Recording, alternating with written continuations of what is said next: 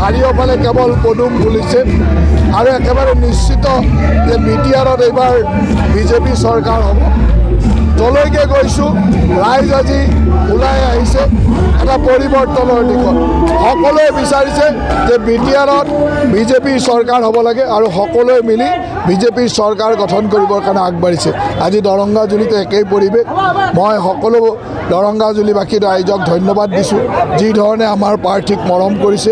সেই একেই মৰমেৰে সুন্দৰভাৱে অহা 22 তাৰিখে আমাৰ প্ৰাৰ্থী বিজিত গৌড়া নাৰ্জীক যাতে বিপুল ভোটত বিজয়ী কৰে। চাওক, আমাৰ প্ৰতিশ্ৰুতি এইটোৱে যে ইয়ালৈ অহা প্ৰতিটো টকা পইচাৰ সৎব্যৱহাৰ হ'ব লাগিব, ইয়াত দুৰ্নীতিমুক্ত হ'ব লাগিব, তাৰ লগে লগে প্ৰতিটো জাতি জনগোষ্ঠীয়ে নিজক ইয়াত সুৰক্ষিত অনুভৱ কৰিব লাগিব।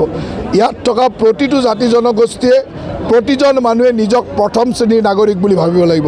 বিটিআৰখনক আপোন কৰি লৈ সকলোৱে আগবঢ়াই নিয়াৰ এক পৰিৱেশ সৃষ্টি কৰিব লাগিব আৰু সেই পৰিৱেশ একমাত্ৰ ভাৰতীয় জনতা পাৰ্টীয়ে দিব পাৰে। চাওক, বিটিচিত চৰকাৰ বনাই আছোঁ আৰু মই ইতিমধ্যে খুব সুন্দৰভাৱে ভাষণত কৈয়ে দিছোঁ। গতিকে আমাৰ দায়িত্ব হ'ল আমি চৰকাৰ বনাম আৰু প্ৰতিটো অঞ্চলৰে উন্নয়ন সমবিকাশ আমি আগবঢ়াই লৈ যাম। চাওক, আসনৰ কথা এতিয়াতে নকওঁ, কিন্তু আমি চৰকাৰ বনাম সেইটো নিশ্চিত। নমস্কাৰ জনাইছোঁ। মই দৰঙাজুলি ভাৰতীয় জনতা পাৰ্টীৰ যুৱ মৰ্চাৰ ছেক্ৰেটাৰী হয়। আজি একচুৱেলি দুটা VCDCৰ লগত মিটিংখন হৈছিলে, কিন্তু যিমানখিনি ভাবিছিলোঁ মানুহ তাতকৈ বেছি হৈছে। ইয়াতে গম পোৱা যায় যে আমাৰ যিটো পৰিষদীয় সমষ্টি বিজিত গৌড়া নাৰ্জী ভাৰতীয় জনতা পাৰ্টীৰ পৰা জয়লাভ কৰাটো নিশ্চিত।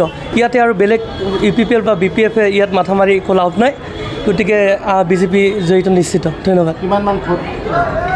ভোটটো বিপুল ভোটত জিতিম আমি।